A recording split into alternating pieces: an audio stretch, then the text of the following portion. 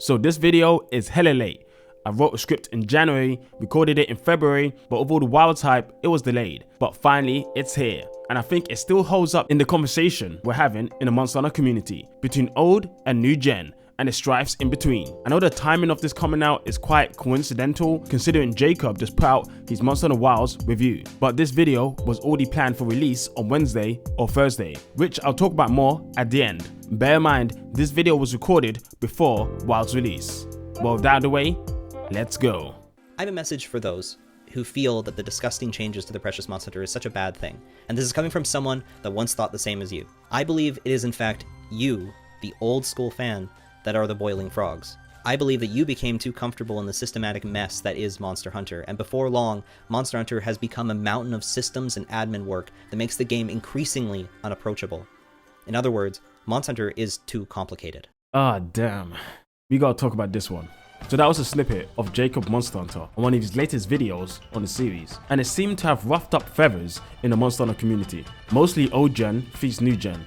But to be honest, it doesn't stop there. There were a lot of issues people from the 5th gen also had with the video. So in this video, we're going to talk about what he said, but not just that. The simplification of Monster Hunter, hints if it's getting easier or not. Then lastly, opinions from you lot that were left in a post I put up a couple weeks ago. So buckle up, grab your energy drink, because this is going to be a long one. And hopefully by the end of this video, you have a better insight on what your fellow hunter is feeling. And also a clearer insight on Jakob's comments, what landed and what missed the point when it comes to the strifes of old fans. And trust me, this isn't a black and white situation. There is a lot of nuance when it comes to this. It's a complicated topic. Each point as we go along builds up to the other, into the issues we're facing in the Monster Hunter community. So, let's go. One of the things I've been trying to convey to other hunters, or just gamers in general, over the last couple months, was the value of having an opinion. They are fine and good to have. You can dislike something or like something, love or hate. As individuals, we all have the right to have an opinion, regardless if they are right or wrong, which I'll touch on later, so bear with me. The reason I thought it was an important thing to learn when it comes to the game of Monster Hunter is due to the fact the game is growing and things are constantly changing. Game to game we gain new fans, and game to game things change as well. And as they change, expectations change too. Even if you disagree with someone else's stance, at least you could be civil about that fact. Not everything has to be a war. When I saw Jakob's video, I wasn't expecting to feel the urge to make a video on it, but as I was watching it, something felt off. And it wasn't just me. In the comments, you can easily see many people complaining about the video. And when I saw the amount of people having issues on it, I knew, yeah, we gotta talk about what's going on here. Now, I don't even think what he was saying overall was incorrect, as my guy Nergi pointed out. It's just the way he went about it, and the feelings of old fans he ignored, I think was wrong. But I believe in giving someone a benefit of a doubt. I don't want to attack the weak points of the video without highlighting the statements he was trying to make. I think it's good to be fair that way. So, what is the video about? Well, there are two main points he's making. I'm going to paraphrase, as I don't want to show his entire video. If you want to watch it for more context, the video will be in the description down below, and I do recommend you do watch it. Point 1. Monster Hunter isn't becoming Monster Fighter, and instead, the devs are incorporating new ways to streamline the busy work people don't want to do for a more seamless experience. And 2. Older fans of the series have gotten used to unnecessary systems.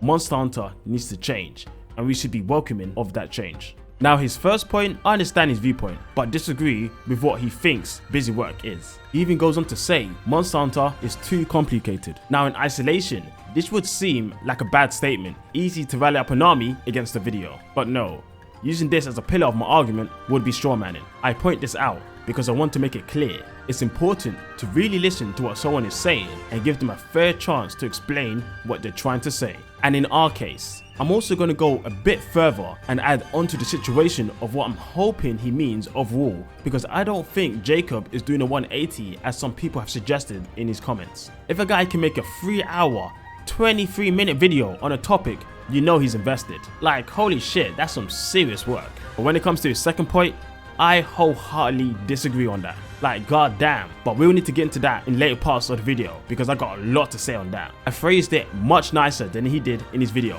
so trust me, you're gonna want to wait to see what I've got to say on that. Holy crap. But for now, let's bring it back to point 1. What is he trying to say by this? He plays a clip of the dev team talking about their approach to Monster Hunter Wilds.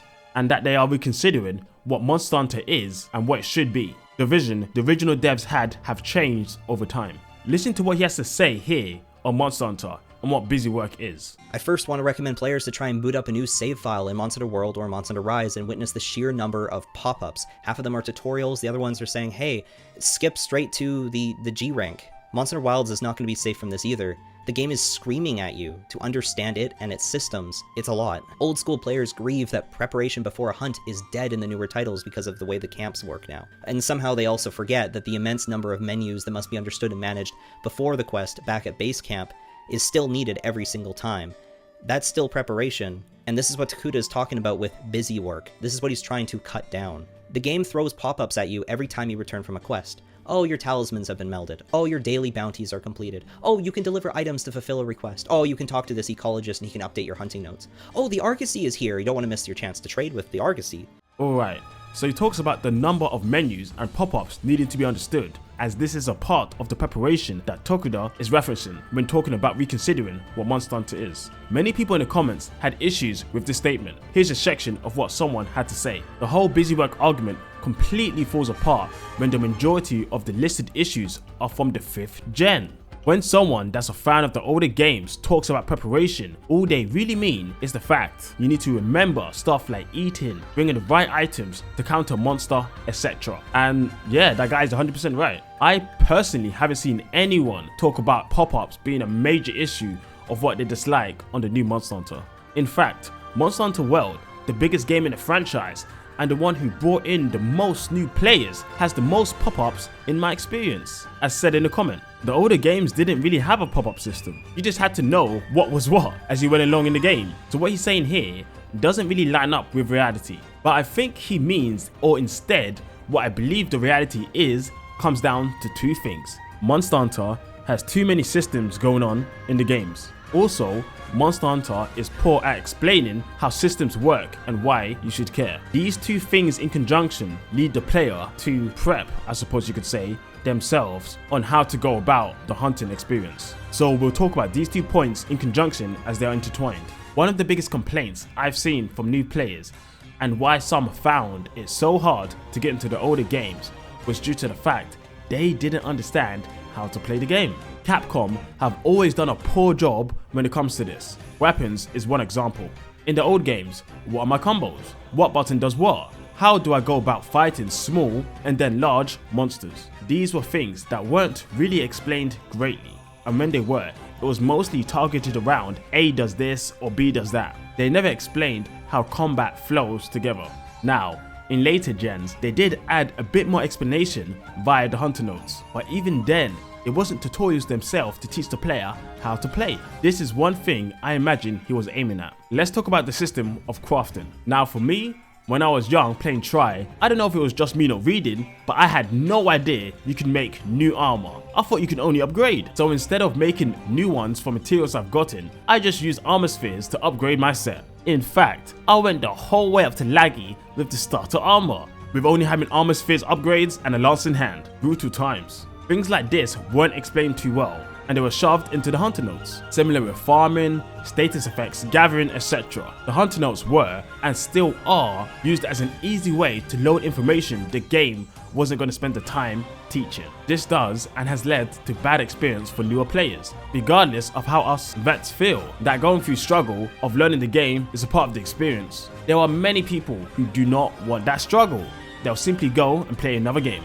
Now, I don't think any old fan is against tutorials or anything like that. It doesn't actually remove much from the experience we're having, so in the end, it's a moot point. Who cares, right? Well, the reason I use this point is just to highlight the problem with the hunter notes. It shouldn't be used as a place to teach alright. It should be a reminder to players who want to relearn pieces of information or extra parts not heavily impacted in most of the gameplay. So this can be seen as some of the reimagining of Monster Hunter he was alluding to, having more ways to teach the player how to play the game as they go along. He also talks about too many pop-ups, which yeah, we do have a lot of them, but as we've stated, mostly in World, the game that did bring in many new players in the end, so it's difficult to give him a benefit of a doubt on this point. But I'll give him credence.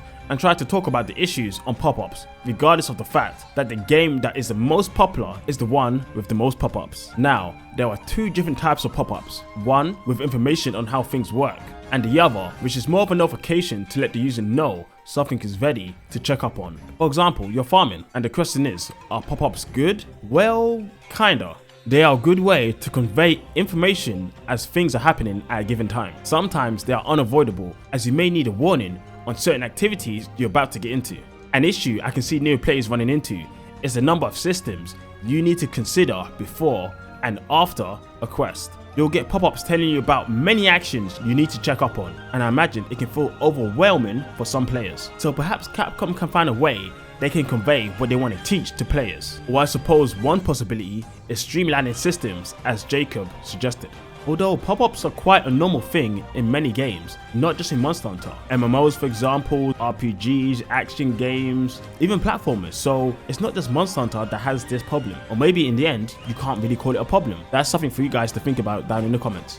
Alright, we're giving him his dues, and I think we were pretty fair on the situation. When it comes to me, what was my issues with his statements? Well, the example of busy work he talks about doesn't really line up with what people mean by preparation. I mean, it should be quite easy to recognize what people are talking about, right? Prepping your pouch with the correct items before heading out on a hunt, making sure you eat and are fully ready for the quest you're about to head out on. In a sense, it makes it feel more real as you load into a far-off land. There's nothing but you, the environment and the equipment you brought with you. And hell, if you have friends, your companions too. But with the improvements in their vision, this is no longer the same. You can restock at camps, you can eat at camps, you can SOS call at any time you find yourself in danger. Even if you don't think this is a problem and are good for the game, do take away from the initial idea of preparation and danger old fans are talking about. Tracking is another complaint we've seen when it comes to simplification, and not much from old fans, but fans from World complaining about Rise and now Wilds, a system I don't personally give a crap about. Give me my Psycho Serum to find a monster and I'd be happy. Now, the reason I point this out, even though I don't really care about tracking, I can understand that other people have interest in it, and it's an example of simplification.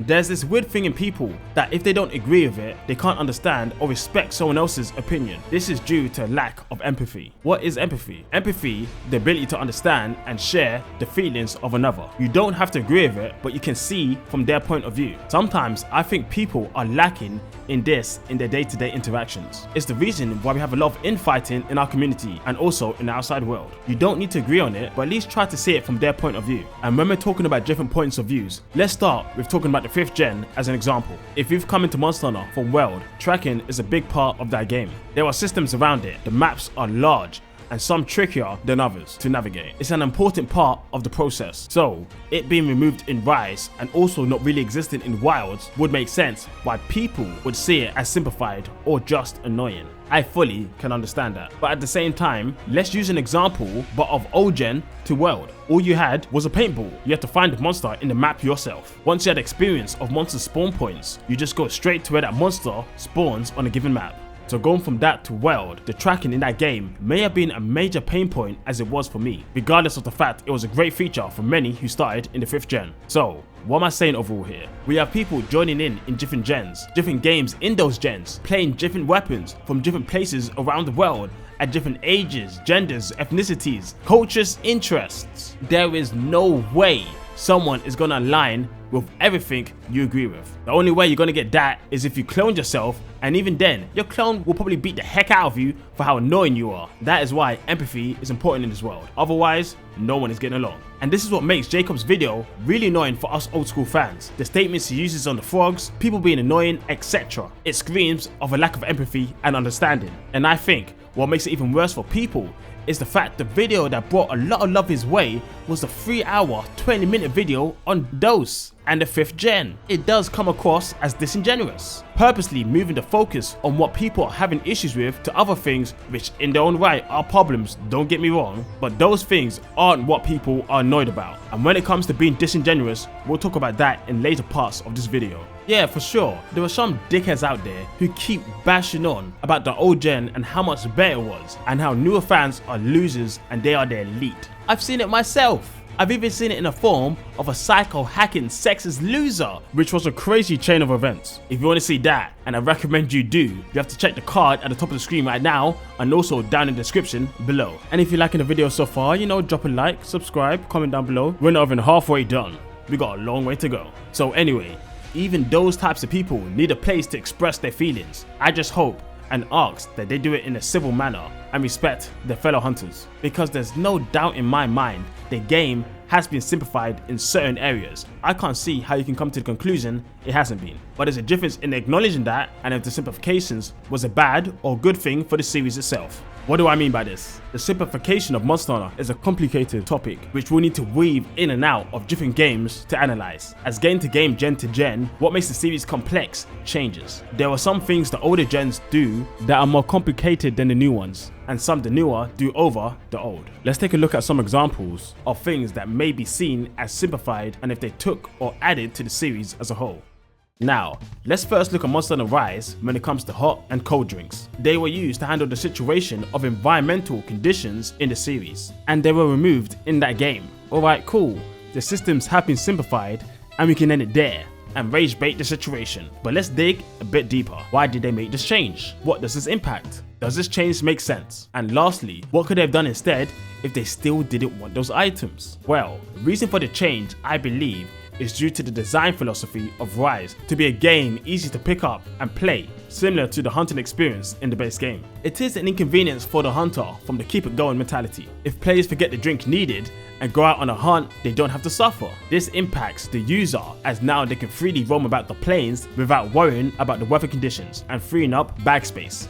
Now, does this make sense? Well, not really. There are still a lot of admin work in the games anyway, regardless of the fact of cold and hot drinks. They are quite small in the scale of importance in the grand scheme of things. But regardless of that, even if the user has forgotten their drinks, it really isn't that difficult to handle the situation. In the 5th gen, you can now teleport back to camps, and in Rise, Palamutes are fast as heck. So, what was once an issue in the older gens isn't really an issue now. It's a weird answer to a problem. They've already added plenty of ways for the players to handle these situations in the 5th gen, by going back to camp and restocking. There wasn't really a need to remove hot and cold drinks. In fact, it's such a non-issue that in World, you barely need to remember your hot and cold drinks anyway, as the entrance to pretty much any region of these elemental hazards has an item to deal with that problem anyway. So, if in Rise they still wanted to remove hot and cold drinks, they could have just added an endemic life or maybe even a spirit bird to keep you immune if they wanted to keep in theme. In fact, it seems that's exactly what they're doing with Monster Hunter Wilds, while also keeping the drinks in the game. Great choice, Capcom. Overall, this is a bad simplification, not even because it takes away from the prep. I just think it's a non-star issue, given all the other things added into the game. Even more so, as in Rise, there isn't the random dropping mechanic we used to get in high and G rank. And I just have to say, I initially didn't really care about hot and cold drinks, it doesn't really matter to me much, but I can see other people's points of view here, and that's why I'm able to take this approach. Alright, now let's move into another example, with the skill system, from old gen to world. There is no doubt it was simplified, but was it worth it? Well, in the old gen, we had positive skills and negative skills, in combination of the fact you needed to meet a threshold of either 10, 15, or even 20 points in a given skill to unlock its effects or enhanced effects. This led to the fact that making builds was way more complicated and needed more thought when setting up. Now moving into the 5th gen, the systems have been simplified to be easier to understand, with each skill point now giving you effect, and along with that, no longer negative skills. Although, that makes a lot of sense. If every skill still gave you a negative skill, the hunter would be loaded with negative skills, and that wouldn't be fun. Players can now either choose to invest heavily in one skill line for more bonuses or diversify their list of skills. The old gen system can be seen as overcomplicated. Over my years, I have seen many hunters who didn't understand the system and simply loaded themselves with random armor pieces. And I'm sure you've seen that as well. Heck, even when I was young, I still remember playing Monster Hunter Tri. I was so gassed. Sword and Shield was elite. Yo, this game is sick. Wait, I can load myself with skills? Nah, this game is too sick. There's a skill called Combo Plus. Say less. It's all I need to wreck this game. So, if I stack in 4 combo pluses into my set, that means I add 4 hits onto my combo. Yo, this is broken. Alright, let's test this out. Wait, no, I must be doing something wrong here. there's gotta be a way to add in more combos. Yo, where's my combos? Yeah, true story. So yes, I can understand and say that the change they made in the 5th gen improved many people's experience with the series. Although, even though the changes make sense and it helped new players and the simplifications were justified, it still loses value of what the older system was able to do. Both of these facts can be true. Another thing I hope people can understand, these are complicated situations that need time and care to really dig into. And even though this video is hella long, I still won't be able to fully go into every nook and cranny of the conversation, but I'll continue to do my best. The old gen system being more complicated meant more care was needed in every part of your build. If you wanted attack and defense in a given set, well, there's a problem there. Attack decals give +1 in attack, but also -1 in defense, and vice versa in defense decals. This meant it was difficult to stack up attack and defense at the same time, and this rings true with many different skills such as handicraft and sharpness.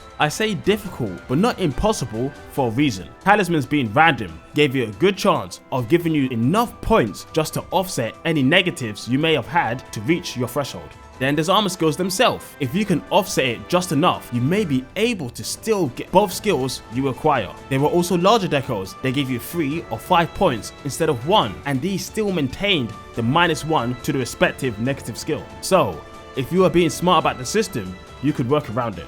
It was a clever way to balance the old gen games from being bloated with skills. Yes, there are still armor sets that give you the ability to load many offensive skills, but more often than not, you look for a set of armor or combinations of armor that would give you the skills you need for your given weapon, playstyle, or opponent. And that complexity is what many old gen fans love to experience. One last cool thing, look at this set for Monster Hunter GU, the Uragan X set. The roly-poly rock guy delivers well into our next scenario. Okay, punish and draw, defense, attack, and bleeding. Let's focus on the defense and attack. We previously stated how defense and attack are at odds when it comes to decals, but there are times when they're sets like this. This is another part of the beauty of old school Monster Hunter balance. There were no more levels to punish and draw or bleed, but we still have 2 1 slots and 2 2 slots. So what can we do with them? Well, we can either add to attack or defense, but that would lead to one of the skills being removed. So honestly, I don't like that choice. Instead,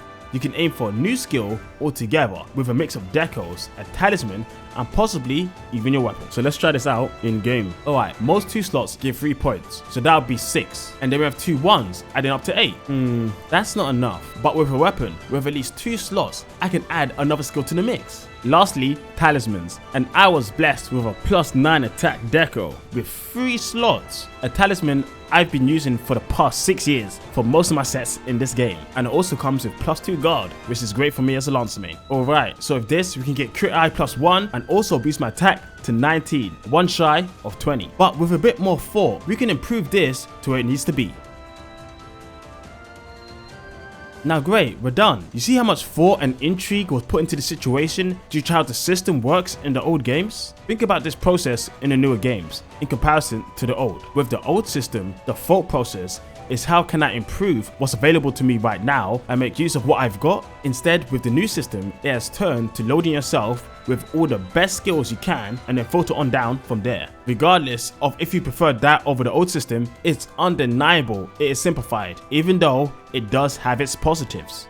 Lastly, let's talk about the changes in movement from World to Rise with the Palamute and the Wire Bug. New movement options, alongside that, redesigned maps giving more climbing options to make use of the abilities. Some people may say this is bad game design, you're adding in a problem and then a solution to that problem, which I personally think is a nonsensical argument in most situations. Briefly, I'll explain. By that logic, basically any system, feature or mechanic added into a game will be bad. As developers add in things for new experiences, they need to add obstacles in the way to make those things have use. Otherwise, they'll be forgotten about and never used again. An example of a great item are boomerangs in old school Monster Hunter. A great little gimmick, but aren't useful in an actual fight. Another example of this done bad is in Zelda, as you get items that are useful temporarily, but as soon as you complete that dungeon, they basically become useless. I'm talking about you, Beyblade Disc. It was love at first sight until I realized how useless you were. Or back to Monster Hunter, you can think of other mechanics like slime and 3U and slime resistance being added,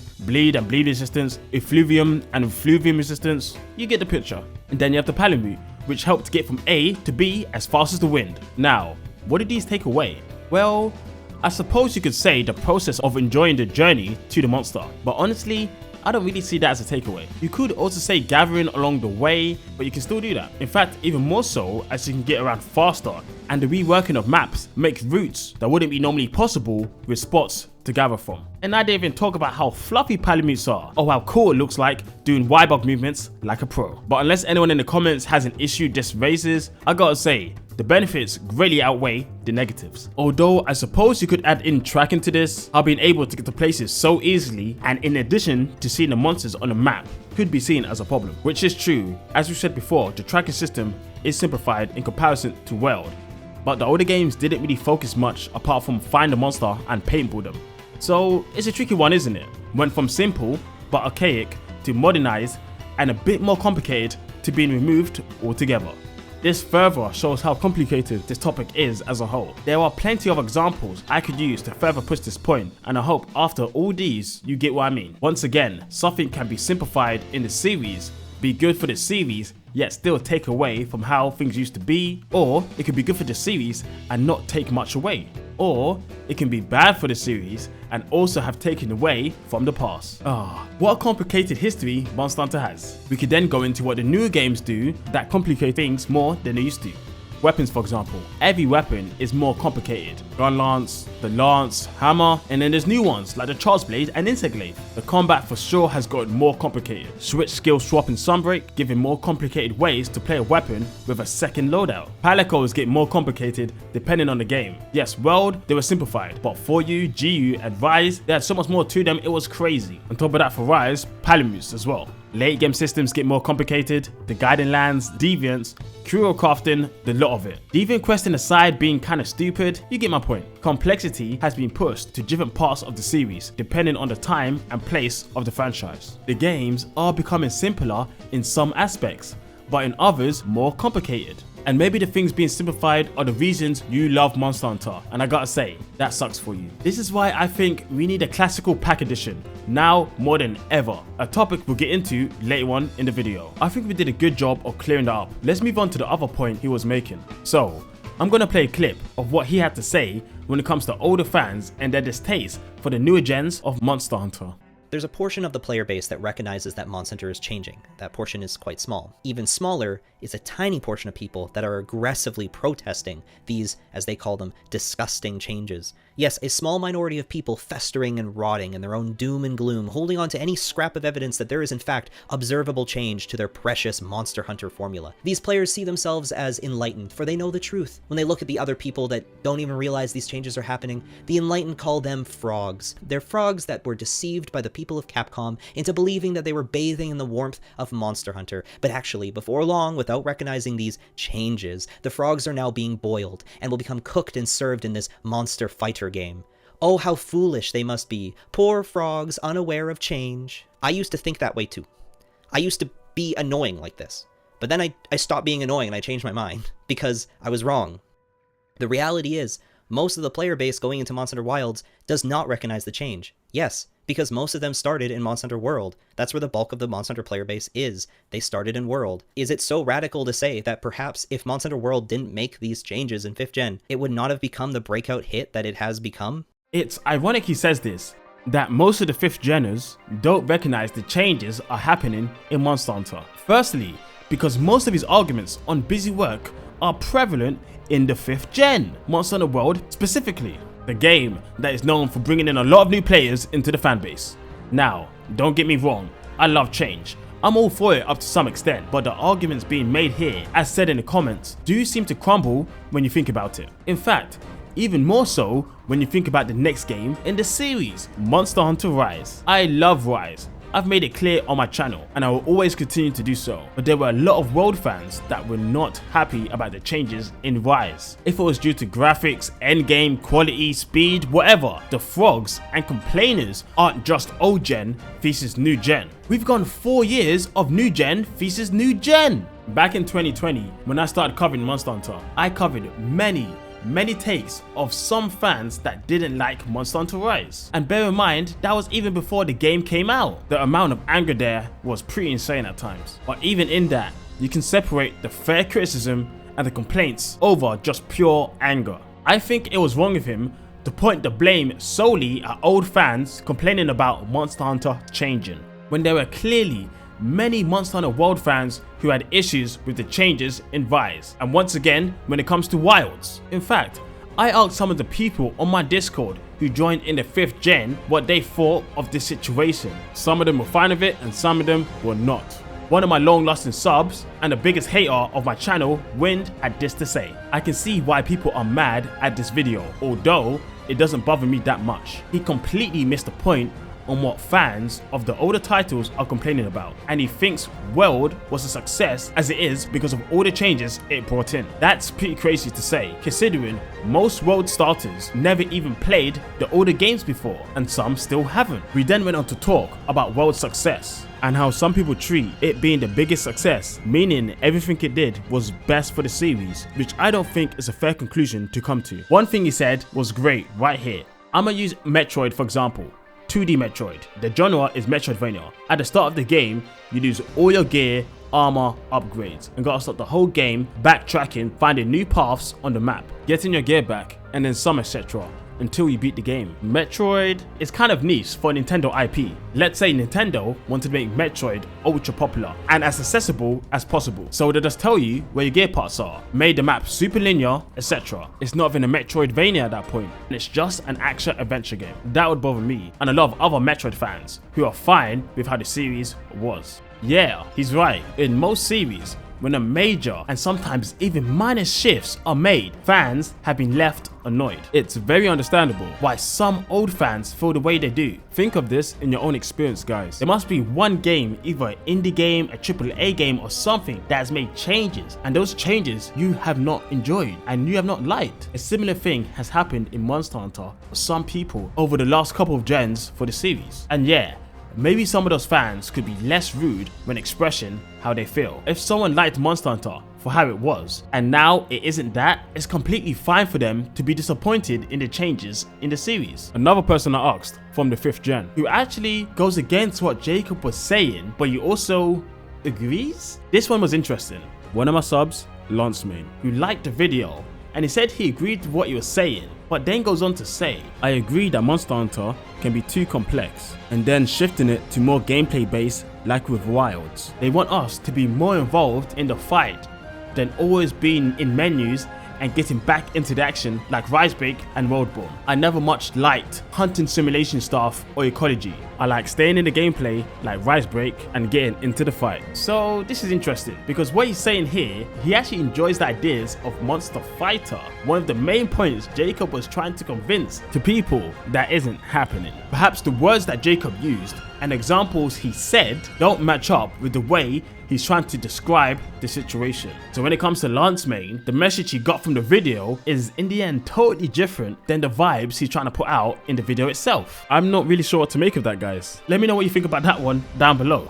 It is possible that Lancemain just needs to think about the situation a bit more, and maybe he was just confused about the messaging that Jakob was trying to deliver, but it's hard to say. Thank you both for your contribution and everyone else on Discord who added into the conversation. I greatly appreciate it. It was very helpful. When Jakob used those words to describe people who are upset about changes in Monster Hunter without acknowledging why they may be, it's pretty annoying, I can't lie. And even though I've come to enjoy newer gens after starting off not being sure about it, and my thoughts on Rise, I still get it. I get why people were upset going from old to new and World to Rise, and now even to Wilds. Imagine this, you've been eating cherry pie all your life. You love cherry pie. In fact, cherry pie is so sweet, you've considered eating it not just once, but twice a day. Then one day, you go to the store, the only place that sells the cherry pie you enjoy so much. You get there and instead of cherry pie, it's apple. Firstly, you'd be confused. Where the fuck's my cherry pie? I came to the shop for cherry pie, but now you've got apple? What the hell is this? After being depressed for half a day, you decide to give the apple pie a try, and turns out you actually like it, but it's just not the same. So after finishing the apple pie, you go back to the manager and ask, so when are we getting those juicy cherry pies back? Cherry pie. The manager looks you dead in the eye, doesn't even blink, and says, "We don't do cherry pies no more." I shit you not. My legs would be so weak, I'd be feeling like jelly, dropping to the floor like I've heard the worst news in the world. And the manager says, even though people were eating cherry pies, they wanted to grow the business. And they saw that apple pies were speaking out to more people. It was proven to be more popular. And then he has the audacity to go to you and say you should be happy that more people are enjoying pie. Nigga, fuck them people. I want my cherry pie, bitch. You see where I'm going with this and the weird ass obsession with sales? In the end, when it comes down to the individual, who cares about the sales at that scale? If in the end, what you're receiving isn't the cherry pie you've been wanting and enjoying your whole life, you're not gonna be happy. So yeah, you can be happy for others, that's totally fine. But in the end, our self-enjoyment is also important. If someone loves their favorite game so much more than anything else that comes out today, the sales and growth of the series won't matter to those people. It's just an arbitrary fact. Even for me, my favorite game is Monster Hunter Generations Ultimate. Will Wilds change that? I don't know. I'll play it soon and I'll find out. And it'll be great to have you guys follow me along on my journey. But just because the series is selling more and more people are coming in isn't going to remove the fact that GU is my favorite. Of course I'm joking about the fuck everyone else thing. It comes back to the point on empathy. You can be excited for other people enjoying their love for newer games and at the same time be sad that what you love may no longer exist in the newer titles, and that's fine. But there's another thing I want to hit on when it comes to sales. Are sales really that important? I mean, yeah, of course. If a game isn't profitable, the studio may be in trouble and will have to bounce back from that. And in the realm of games of service, your studio may disappear altogether. But this is a genuine question. How far should a company go to gain new fans? For some old gen fans, that was World. And for some World fans, that was Rise. And even now, with Wilds, there are pockets of fans from different places that also feel that sentiment. It's happened often in the history of gaming. Companies shifting their focus to bringing in new fans and money. Fallout 77, RuneScape 3, Street Fighter 5. Even a game I've talked about many times on the channel, Guild Wars 1 and Guild Wars 2. A game I've put in thousands of hours in the past 17 years since I was 14, holy crap, that's a long time. Later, the developer of that game came out with a second one in the series, Guild Wars 2 in 2012, and Guild Wars 1 was released in 2005. The second game wasn't really like the original when it came to combat, story, mechanics, you name it. To be honest, it's the perfect comparison for Monster Hunter. But while in Monster Hunter, if a game doesn't speak out to you, at least you only have to wait a year or two back in the day. And nowadays, it's more like 4 years. It's 2025 and there are still people playing Guild Wars 1 that won't even touch 2. Hell, I'm so dedicated to the game, I put out an hour-long video the other week and I had people on Reddit asking, why am I talking about balance in a game that's no longer going to get updates? And my answer was simple, because I love it. My passion for that game is so deep. It's my favorite game of all time. So to all you old geners out there, I get it. I've been there, fully, I understand. But I suggest you don't fill yourself with anger over this for too long. Get what you need out, talk about it. Send me a message right now in the comments of what you miss about old Monster Hunter, where things went wrong for you, and I'll try to reply to each and every one of you with a constructive reply. But after that, and you've got it out, you gotta heal up and decide what you're gonna do next. Your time is worth way more than that, trust me. On my Guild Wars video, there was this one guy in the comments I had an argument with over Guild Wars 1 and 2. Even though 1 and 2 are way different, I still love both of the games. But like I said before, there's a section of 1 fans that really hate 2. And this guy, after 13 years, still hates Guild Wars 2 with such a passion. He decided to come into my video and bitch about it to me, even though the video was about Guild Wars 1, not Guild Wars 2. Expressing yourself is one thing, attacking another is taking it too far. He was filled with so much bitterness and hatred built up over 13 years. It festers in his soul to this day. Don't let that be you. But let's get back into Monster Hunter. What happened to Monster Hunter isn't new. It's happened when shifts are made. We could go further. Metroid, 2D to 3D. Zelda, 2D to 3D. To open world. Super Smash Bros. Melee to Brawl to Wii U and now Ultimate. There are so many examples. And in those examples, there are passionate folk who keep on playing their game even 20 years later because they love it that goddamn much. Like I said earlier, there's nothing wrong with sharing your complaints. Just don't be a dick about it to others. How you personally feel about a game shouldn't be invalidated. When it comes to Monster Hunter, and I think similar to games like Smash, is regardless of how older fans may have felt, the flood of newer fans coming in was too grand. So in the end, those opinions were largely left unheard of or invalidated as a legit way to feel, and that's rough. Now, I'm not trying to make the claim that Monster Hunter going down this path was a mistake. I just think it's important for different sides of the community to understand each other much more, as I feel this conversation is long overdue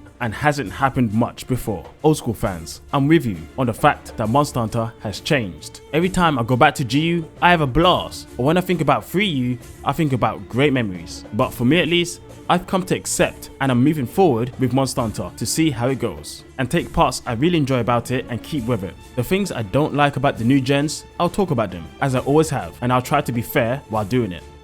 And as I was saying before, honestly, most of these issues would have been solved with a classical Monster Hunter pack, a way for fans to play all of the old games in one place. If Capcom aren't gonna go back, then they should at least give old fans the collection they've wanted. The newer games are clearly moving in a different direction, and while it may cannibalize their sales, I think the new fans coming in will be enough to make up for that fact, and it would make peace for the old fans, and you'd win a lot of goodwill. And beyond that, it would give newer fans a chance to play the older games to really experience what we experienced back then. The history of Monster Hunter is super important, and I wouldn't want it to be lost. Capcom have done many collections, revisions of their old games, Resident Evil, Street Fighter, Mega Man, but when it comes to Monster Hunter, they are unwilling to look back on the series. And that's truly unfortunate, because the history of Monster Hunter is a rich one that should never be forgotten.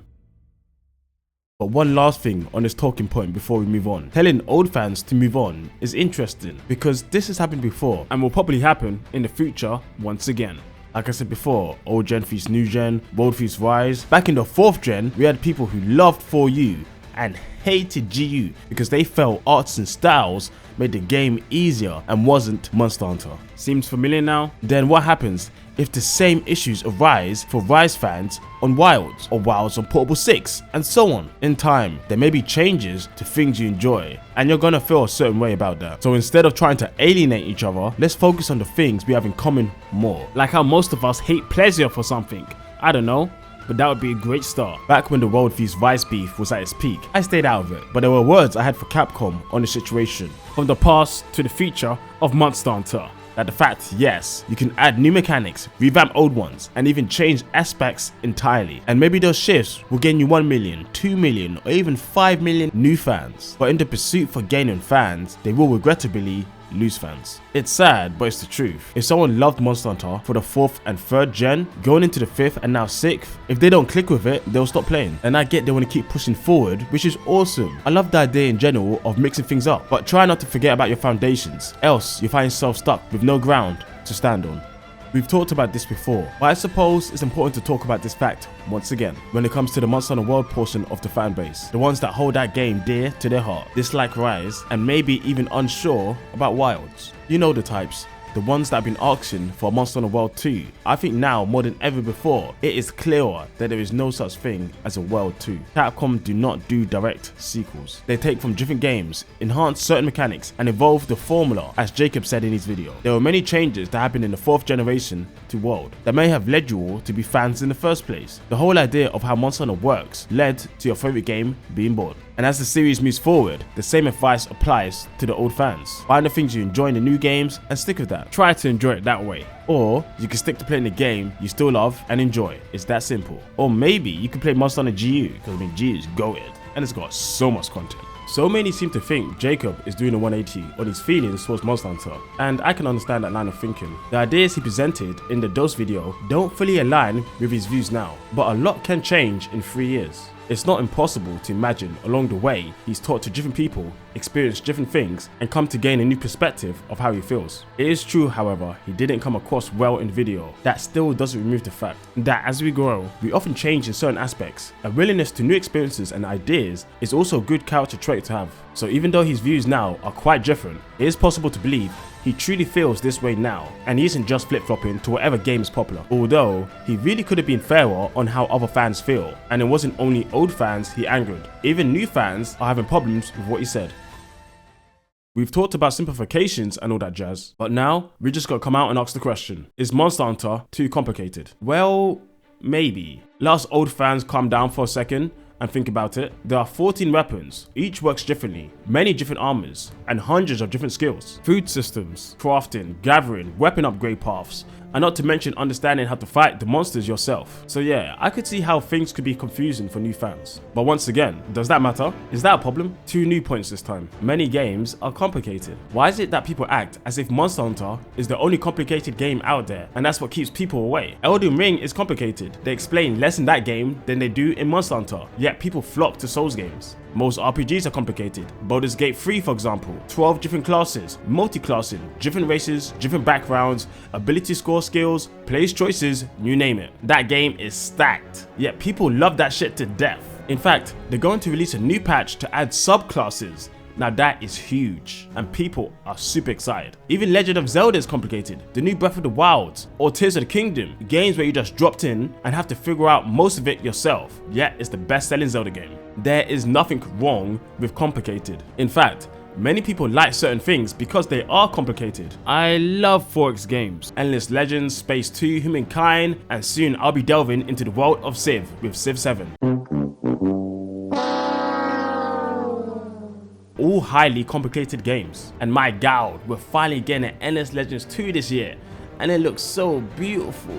And I'm telling you right now, if that game came out and it was simplified in favor of newer fans, the community would rage, and I'd be along with them, because those games are loved for the fact they are complicated. It's why I fell in love with those games in the first place. So the mindset that Monster Hunter is too complicated and that's why things need to change is also weird to me. As I said before, how much change is enough to gain new fans? Is 30 million new fans enough? 40, 50, 70? Because I'm telling you, you gotta change a lot to get up to those numbers, and it will undoubtedly lead to some fans being lost on the way. It's a sad fact. One last example before we move on. We gotta talk about the game Fortnite. Now, most of you probably don't know what games Epic used to make before Fortnite. It was actually my favorite FPS and still in my top 5 games of all time, Unreal Tournament. I love this series to death. Unreal 2004 is one of my GOATs, a game I can still play to this day. Over the years, we've had some flops like Unreal 3, but in 2017, there was a light ahead, a project Epic was making alongside their fans. It was in alpha. I used to play it all the way back then. It was great. It felt like it used to,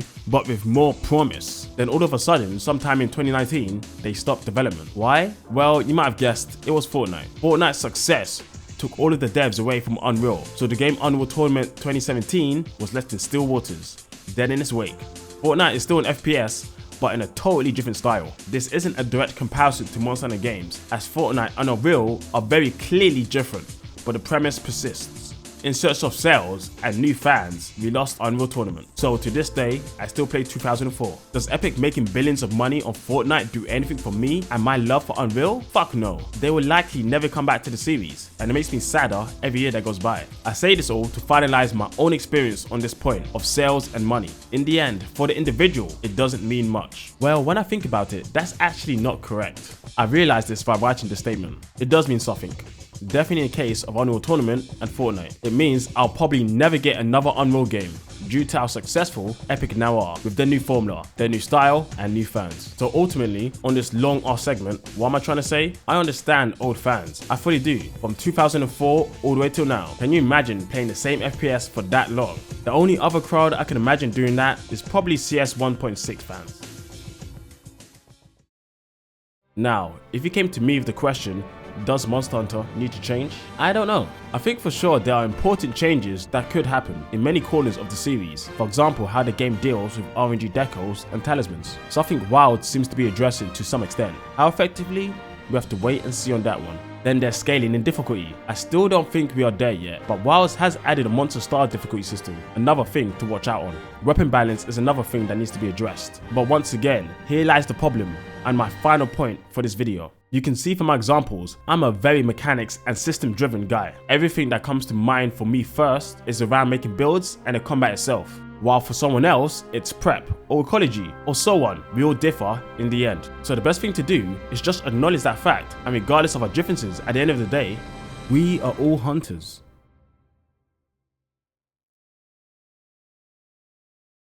Well guys, that was pretty damn long. I think around an hour or so. I guess I have to see how it is in post-editing. But we're not done for this video yet. Now we have to go into the comments from Jakob's video and also my video. We'll start with my guy Nergy, and these comments are pretty damn long and my voice is really feeling it. So I'm going to need some help here reading these out. I can tell this video came from a good place, but I cannot agree with the actual points being made here. I am a massive MH fan, and I too get frustrated seeing random people online claiming to be vets, doom post about Wilds, and drag it through the mud without even having played the damn thing yet. However, whether intentionally or not, you entirely dismissed any criticism MH veterans could have about the series' direction simply because World was a massive success, and clearly that has struck a pretty big nerve, judging from the comments. The direction the series is going is prioritizing mass appeal, and in a way, that is good. I love seeing the MH franchise become a household name and get the recognition it truly deserves. On the other hand, appealing to more people means sanding down more edges. This isn't even an issue unique to Monster Hunter. Making builds to match the respective weapon playstyle monster, managing your money and resources, grinding for rare drops, tracking monsters, learning to play around teammates, don't launch me please. All of these are aspects of the core Monster Hunter experience that have gotten easier, sanded down over time. And not always because they were in desperate need of quality of life improvements, but because they are all potential turn-offs for the average gamer. The average person would probably get frustrated when they realize they forgot to restock potions before a quest and have to return, meaning they might end up quitting or losing interest. Old MH simply wouldn't care about these people though, prioritizing its own vision of an immersive world and hunting experience over all else. While this ended up filtering a lot of people, the few who truly resonated with the experience MH sought to provide ended up becoming the biggest supporters of the franchise. I think you yourself are a great example. Nowadays though, because of how massive of a success the series has become, they have to appeal to said average gamer for the sake of continued growth. They do have shareholders to appease, of course. They have slowly, over time, removed more and more aspects that could be considered filters through what some might call quality of life fixes, to the point where many veterans feel that it's compromising the unshakable vision the MH team once had. Now, would I say that Wilds is striving too far away from the original vision, or that it's becoming some mainstream slop? Not at all. Environmental interaction, world design, monster design, combat, traversal, and the list goes on, all seem to be returning and better than ever in Wilds. But I can at the same time understand the concern people have as these, let's just call them, pain points, continue getting unceremoniously axed for the sake of quality of life or less downtime between hunts. There are countless examples of this, from tracking to sharpening to traversal to item management. I think you came off as way too dismissive of old Gen MH fans' concerns in this video, but I don't fault you for feeling tired of the constant negative buzz that has been surrounding these games since World came out. I still think there isn't a single bad Monster Hunter game by the main or portable team, and I have a hard time taking anyone seriously who says that. Damn, what a comment. And I'm with him here. It's undeniable there have been many things cut off of Monster Hunter to make it more appealing to the mass audience. And as I said before, regardless if you think they were good changes or not, those features were a part of the Monster Hunter experience people back then may have enjoyed. Not all of the changes are bad, but they sure have taken away from something people loved. It's great to see someone who can recognize there can be multiple issues at play here, and the conversation isn't so linear. It is true that Capcom have changed things for mass appeal, and it's also possible that they may keep doing that and reach a point where more and more fans are unhappy. The 5th gen fans may then become the disgruntled fans similar to the old fans. As I've already pointed out, started happening going from World to Rise. The only difference is there were more fans of World to push that narrative over the old fans trying to push theirs. How things come full circle. Next, we have a pretty harsh comment here, so let's hear what they have to say. That one point that you made completely diminished any credibility you have. You actually think World was a breakout hit because of all these minute gameplay mechanic changes that no casual gamer knows about, and not the more obvious reasons why it was successful, like being the first MH game to actually be released on all major platforms, Xbox, PS, and PC, in both Western and Eastern markets, with a massive advertising campaign, showcasing a co-op action RPG with high-fidelity graphics and voice-acted cutscenes, and all the other fluff that comes with modern AAA titles as compared to releasing in a single Nintendo platform or handheld device like a 3DS or PSP, and being surprised that the former sold way more? Are you intentionally being daft? Are you actually insinuating that Monster Hunter on the PSP or 3DS should have sold 20 million copies? Do you think World sold 20 million copies because everyone who never played MH before in their lives is happy that certain older mechanics aren't in the game that they would have no idea about in the first place? You just use the most tired and used argument that is constantly parroted in this community. You know what people like me think about that? Annoying. Damn, now I think this comment had some good things to highlight, but I also think, as Nergi pointed out earlier, there is a lot of junk by cutting out that have definitely helped with the sales. Word of mouth from people who found the experiences inviting. Casual gamers from social media platforms also would add into this too. All of these things have contributed to the boost in the series. Although yes, I really agree that moving from one platform to 3 and the visual improvements definitely pushed it into the spotlight. Also, the marketing budget for World was way more than it was for any other game prior, so that also adds into this. Next we have this. I'm very confused here.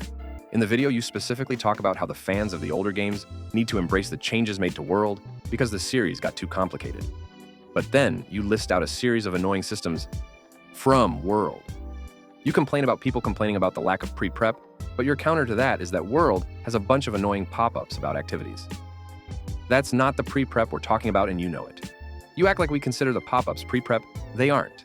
That is busy work, and we can get rid of that, which, guess what? Brings it in line with Gen 4. Obviously, people who like the pre-prep aren't talking about there being a bunch of fucking pop-up side activities to do. We lament that the game is making its way to you just having every single item on you at all times.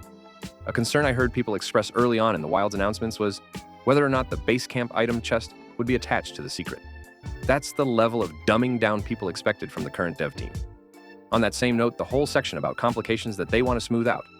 Every single one of your examples come from World.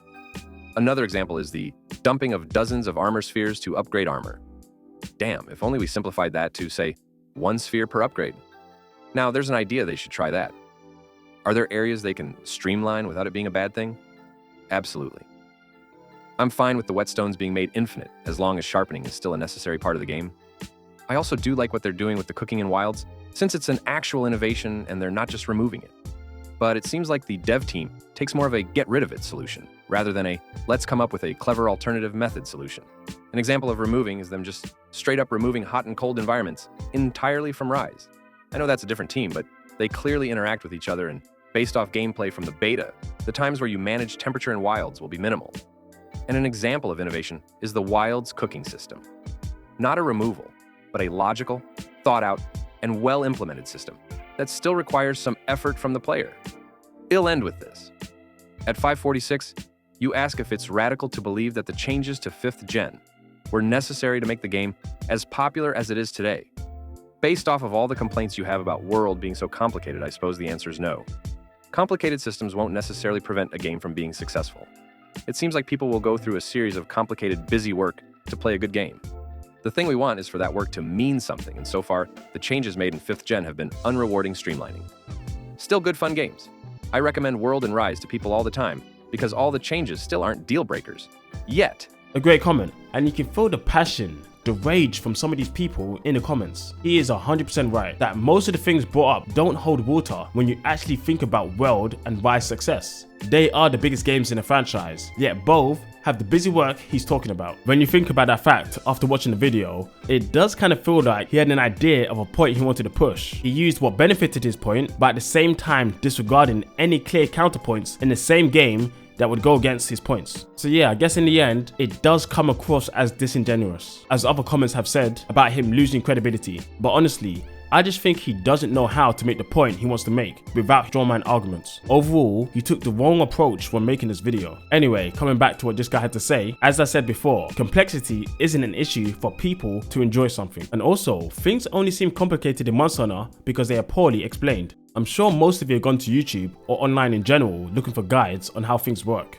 For monsters' weakness, item drops in the old gen, or just how to play a weapon properly. All things, if Capcom put more effort into, could easily make the experience for newer fans more enjoyable without making the games less complex. There are plenty of complex games out there, and they are loved for that fact. Lastly, we'll end on this comment from Jacob's lot. Then we can move on to my boys and girls, of course. The entire frog analogy is one huge strawman argument.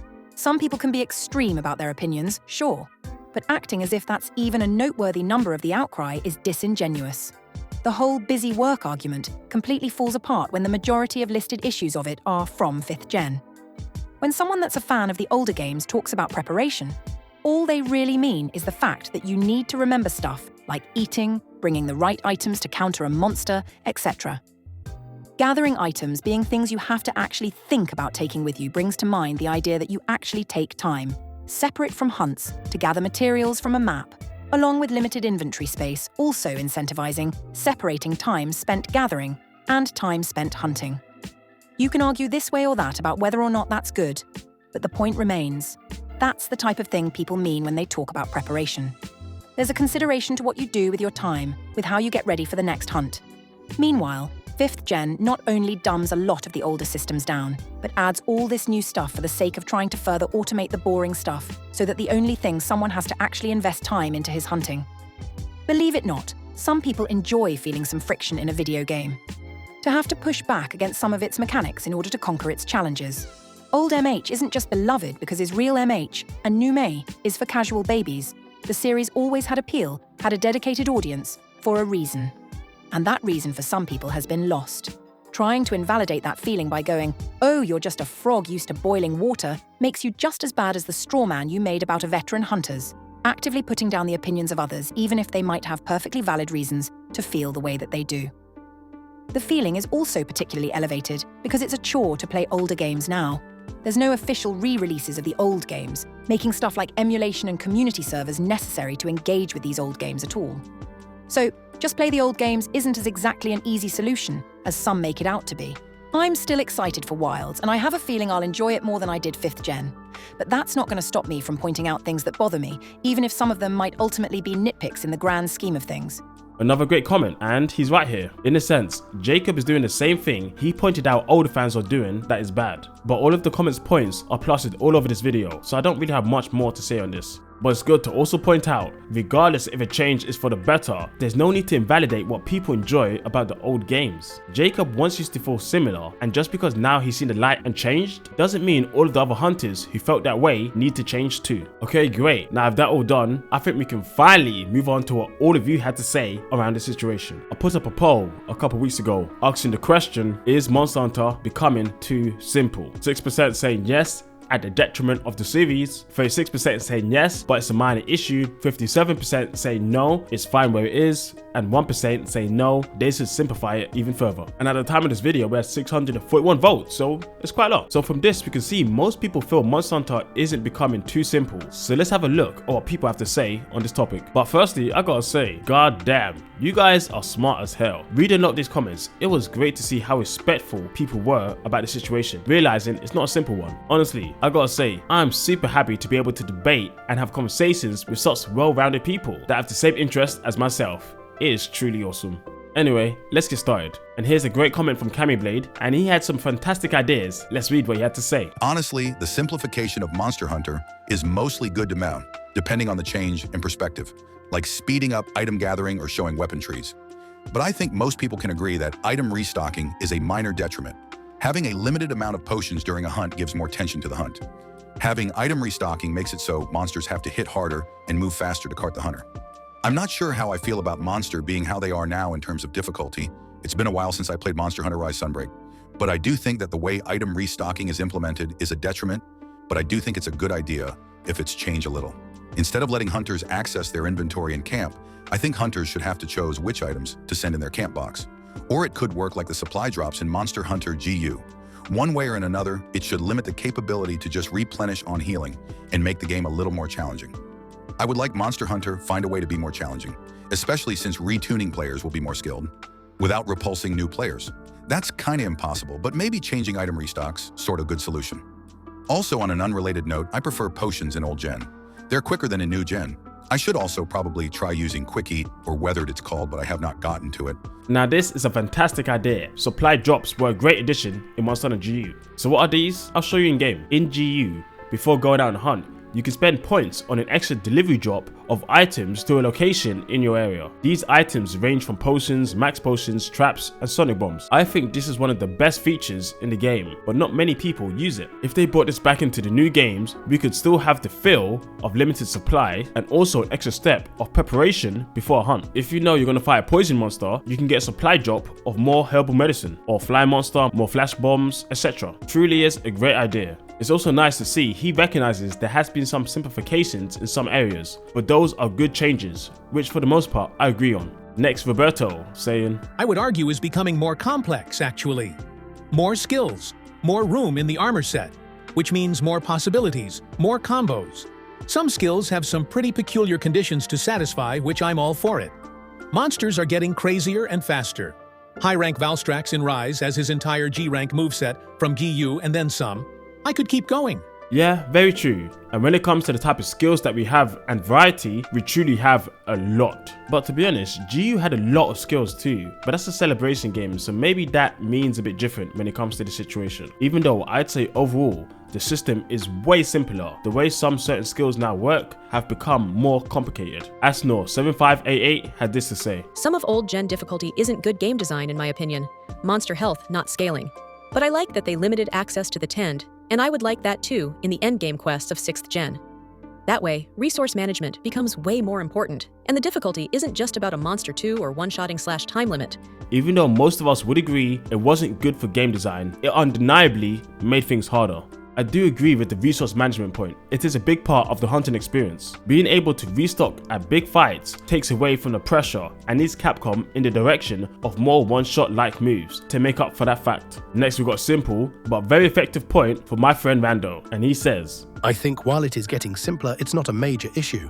It would only be an issue if it gets to the point where you lose the soul of the series, in both difficulty and hunting aspects. But there is one aspect of this which is interesting. How do we define when the series is losing its identity? Or as he said, its soul. Some people would argue that started to happen going from the 2nd gen to the 3rd with only having 18 monsters in try, lack of weapons and underwater combat, or even 4U to GU with styles and arts, GU to World with all the changes to a more modern standard, and then World to Rise. So this is actually more difficult to define than it seems at first glance. Something I think we have to mull over. Next we got Noganti with a bang of a comment. I wouldn't say it's necessarily getting simpler, but it is getting easier.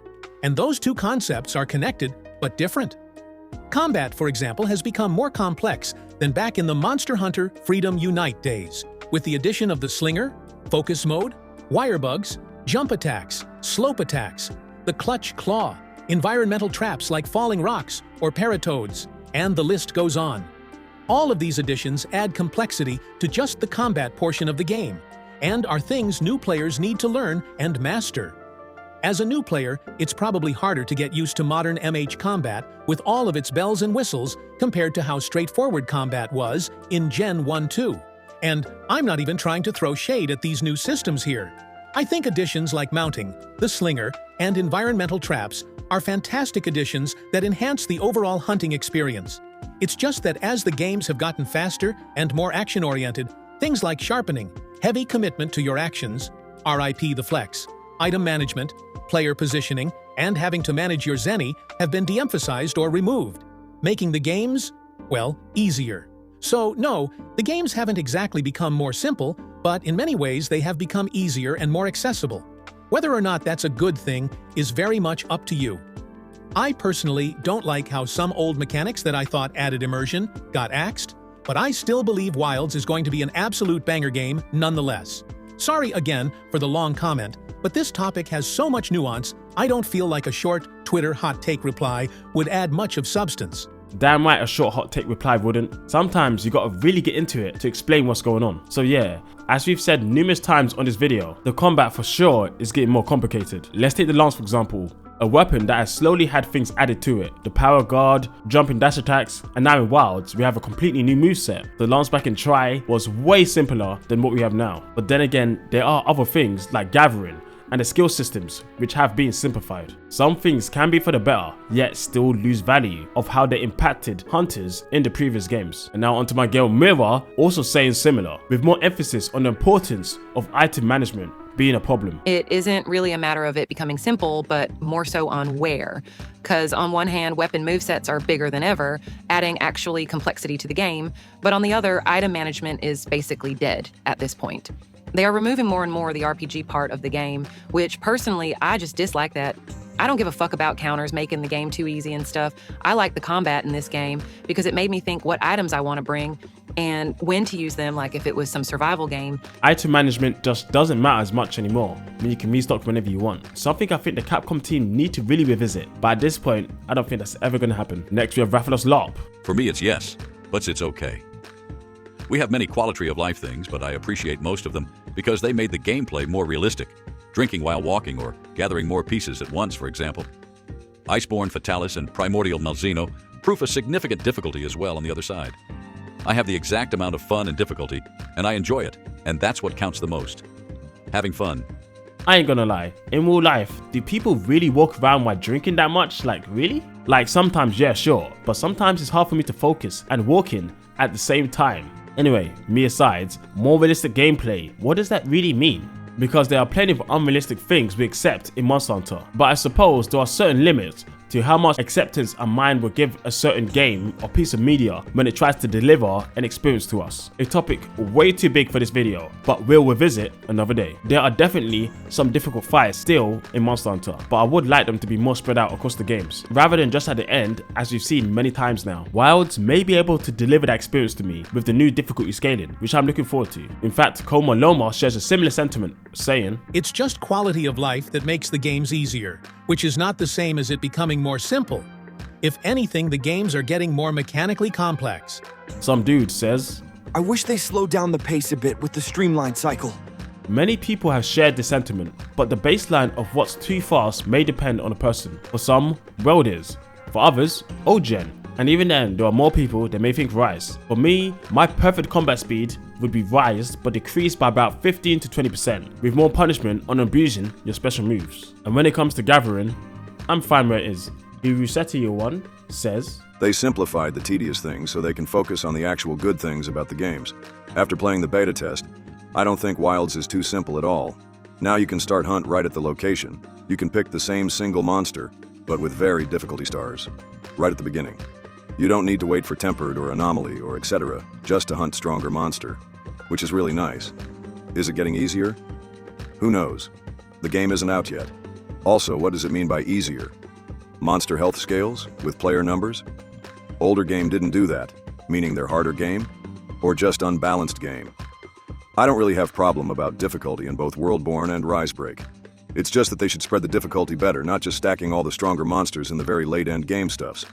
That's why I love how Wilds give you the varied difficulty of any monster, right from the start. Well, some of the tedious work are the good parts to some people. Another topic to cover another day. The friction in gaming. When does it make sense? And why do people enjoy it? The old games, yes, you can see as being unbalanced, but that was a part of the difficulty to some extent. When it comes to the difficulty of scaling in Monster Hunter, I think Capcom could definitely improve. In the old games, they had these issues where it would start off too hard and then start to ease off near the middle, and then at the end, it would get harder again. While in World, it was quite slow in difficulty until you get to the Arc Tempered. That's when it actually gets difficult. And then in Rise, I think the difficulty scaling is actually pretty good. The problem with the difficulty in that game is that where it starts and where it ends isn't high enough, but the slow elevation of it is good. Ari's Valiant, a great contributor to these questions, has something similar to say on difficulty, pointing out the hitboxes are jank in the old games. He went back to play GU, and that was where some of the difficulty came from, in his opinion. He then goes on to complain how monsters move too fast for his longsword spirit combo.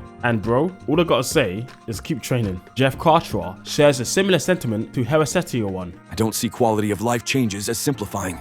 Just because make a process more efficient, decent make bad in my opinion. I don't want to go back the days of the paintball, or having to press a button every time I want to gather something.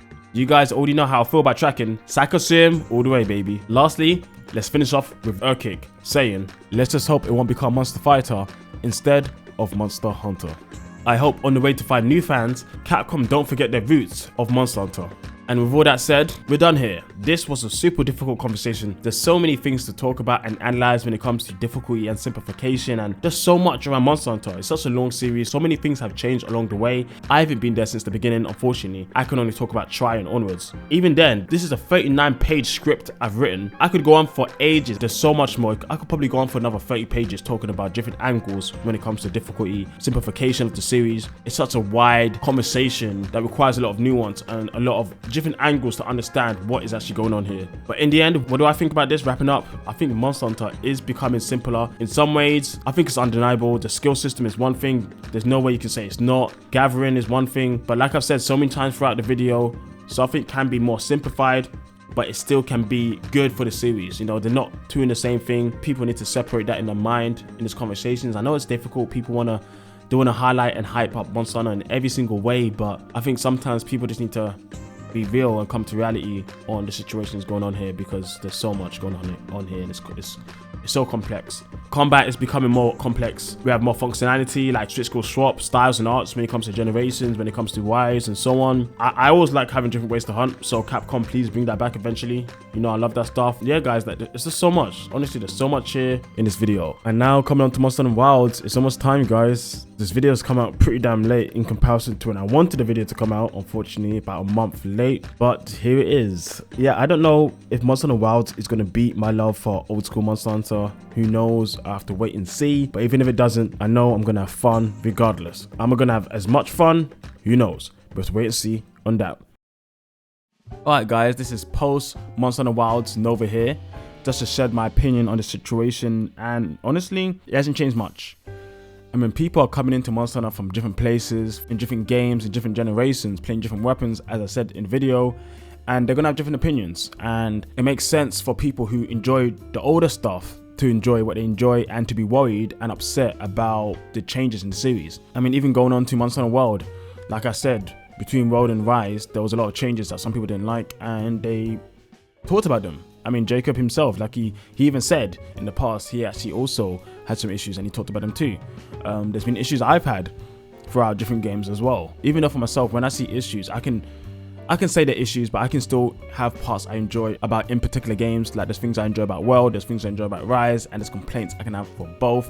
Same for the old gen 2, and same for Monster Hunter Wilds. While I really enjoy it, there are some issues I might have in the game. When it comes on the lines of simplification, you might have seen my video on the Palico situation, where I felt like the simplification there was simply just taken away from options we had in the past, just because Capcom kind of wanted it to be a bit dumbed down. Which is a bit disappointing for me. But coming back to what Jakob said about busy work and all this stuff, honestly, playing Monster Hunter Wilds, the busy work is all there. The busy work has just been shifted into different parts of the game. There's still a lot of pop-ups. There's even more pop-ups in this game than any other game.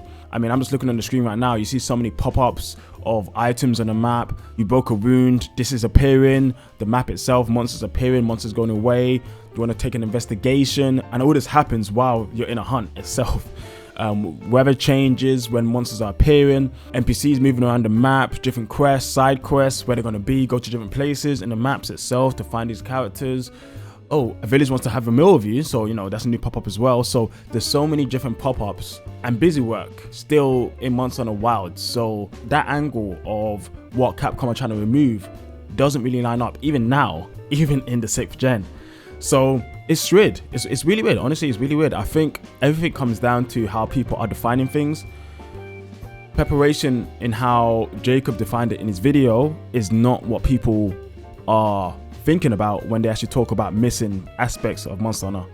It's something different. It's more of understanding of systems rather than preparation. Yes, I guess in a sense, you're preparing yourself by understanding a particular system and mechanic in a game.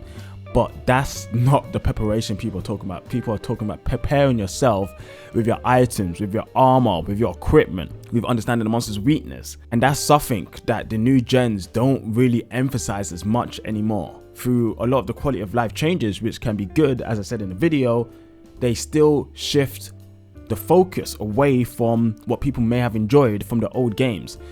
And I don't see why that's a problem for some people. As long as people respect others and their opinions, I don't see why someone complaining about the past is a problem. Just even the other day, when I did my Palico video, and I'm going to talk about this more in another video. One person was saying, why are you complaining? This rant is nonsense. It doesn't matter. You're the type of person who can't be pleased. And I'm just sitting here like, bro, I've made 160 videos on Monster Hunter Wilds. I've streamed the heck out of the game. Pretty much every single thing I've done in the game has been streamed. I have played the game almost non-stop for the first couple of weeks. I have done a lot in the game and I've made a lot of videos. I've speculated, I've talked on Discord, I've talked in comments with so many people. And then when you put out one video about the distaste, people take it as you can't be pleased. And it's like, that is nonsense. That is absolute nonsense. How can you come to that conclusion? Unless you don't do your research, obviously, on the particular person. When there's individuals on the internet talking, you can't do your research on them. But I suppose when it's someone's channel themselves, then you can obviously go to their channel and see the content. You can see that the person isn't just trying to bash something for bashing's sake. I've never tried to bash anything for bashing's sake. It's not what I'm about. It's not what Nova Bush is about. So, but that's me going on a tangent. I'm sorry. Bringing that back to what we're talking about in this conversation overall. is that people seem to really have an issue with people highlighting issues they have with a certain thing. It may be because it takes away from their hypeness of the piece of media. It makes them feel a bit annoyed and upset. And I understand that, because when Monster Hunter Rise was going on and there was a lot of heat the game was getting, and I was starting YouTubing, I was excited about doing YouTubing, and then I saw a lot of the hate, I saw a lot of the anger, a lot of the disappointment, and it did bring me down. I did still do content, I did enjoy my time, but it did make me feel a bit less excited because other people weren't as excited. And I get that, it's human nature. We're social creatures, we mimic other people's emotions around us. If people are depressed, we become depressed. If people are happy, we become happy. And for myself on this channel and how I represent myself in the Monster Hunter space, I try to keep it as real as possible for how I feel about something in particular. And I try to give it the best chance and fairest chance possible to show me what it's trying to show me, and then respond correctly and fairly on how I feel about the situation. So to all those people who do feel a certain way about new gen, old gen, whatever, feel your way, have your peace, have your time, because suppressing people's feelings is never right, I don't think. As long as they're not attacking anyone, as long as they're not doing bad or spreading malice towards particular people and producing very clear lies and misconstruing the situation, I think it's very fair for people to express themselves vividly and openly. It's very fair. It's normal. It's honestly normal. And I know that some people just want to hear the good things all the time, but that's not really fair. Honestly, that's not really fair to the people who may have their complaints and may have something wrong. Because I'm pretty sure most of us, there's been a situation in life where we've had a complaint about something. There has to be something, right? A certain food, you go to a restaurant, you didn't like the food.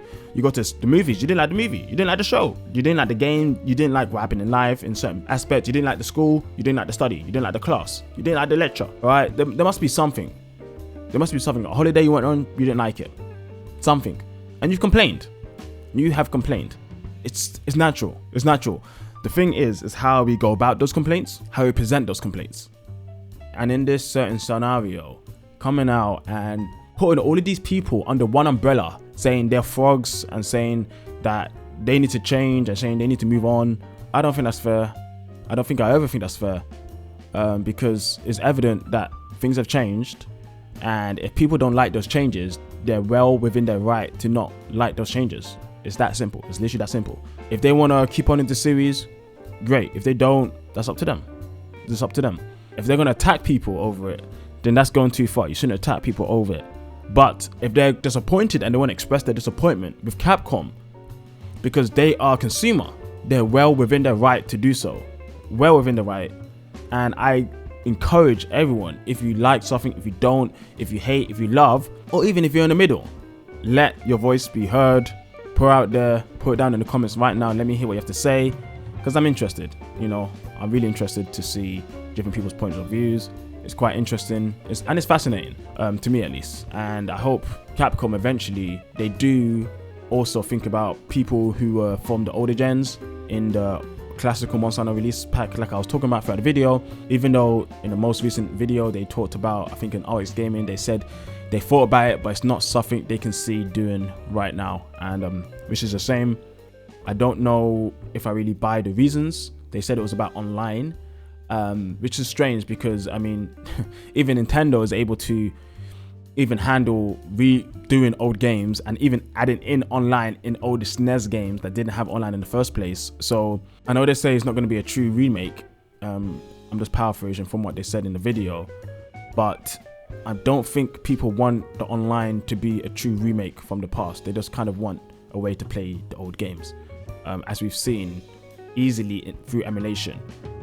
It's not even, pretty much every game is emulated, every game. So I don't really buy it. I don't, and it's unfortunate. It is unfortunate, but I do hope, for the older fans, we do get something, because I think it's fair. I think it would be nice. I definitely think it would be nice, and it would be nice for newer people to understand the history of Monster Hunter and what's so great about those games. So guys, that's it for me today. Thanks for watching. I'm sorry if I went too long on this last portion. I just had a lot to say to wrap things up. Anyway guys, I'll catch you guys next time. See ya.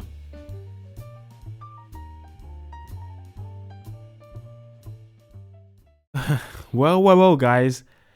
Yeah, post over here after the aftermath of Wednesday.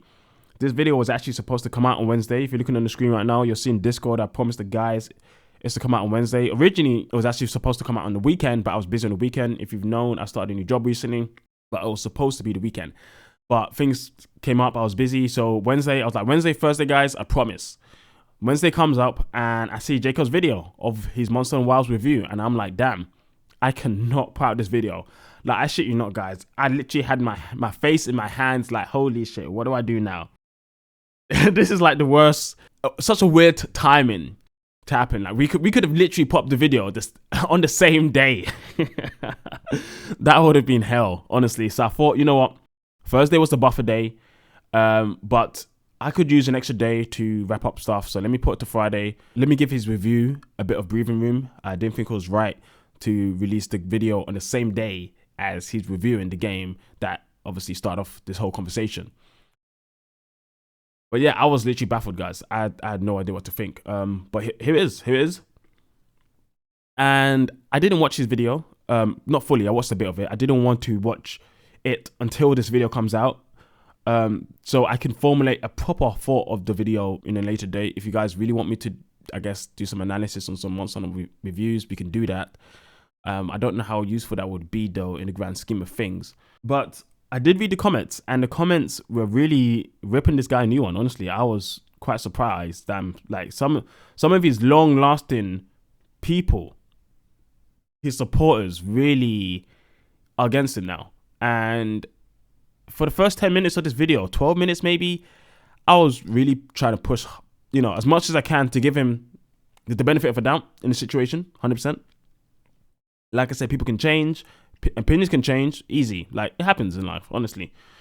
But I suppose from what I did see in the video and then also reading the comments, it puts me in a hard spot, definitely for the first 12 minutes of this video, where I really try to pinpoint particulars of what he's trying to say. Because as you've seen in Wilds, a lot of the busy work, like I just said in the previous section, the previous post, and now in post, Monster Hunter Wilds is full of busy work. It is so busy. Honestly, this game has more busy work than old gen. Old gen doesn't have that much busy work. It doesn't. You do a quest, you come back, you check your farm, you upgrade your sets, you go on another quest. That is literally it. Now you need to go to these other places. You need to check the weather. You need to check monster spawns. You need to, oh my god, there's so much going on when it comes to busy work in this game. So it's just ironic. It's so ironic. The busy work that's apparently trying to be cut has literally been increased to the nth degree, which is insanity. It's actually insanity when you think of it, from, I suppose, what his original video was trying to lay out, and now what Wilds actually is when it comes to the busy work portion of the game. I'm not trying to say I dislike Wilds. I really like Wilds. I think Wilds is a great game for the most part, which we'll get into in a future video. But I just had to highlight the contrast between that video, what Wilds is, and seemingly what his review is saying is very interesting. It's very interesting. But yeah, guys, that's literally it for this video. I know I said that like twice now, maybe, but nothing else to say. Nothing else to say. I really didn't expect it. Honestly, interesting times, guys. Interesting times. I'll catch you next time. See you.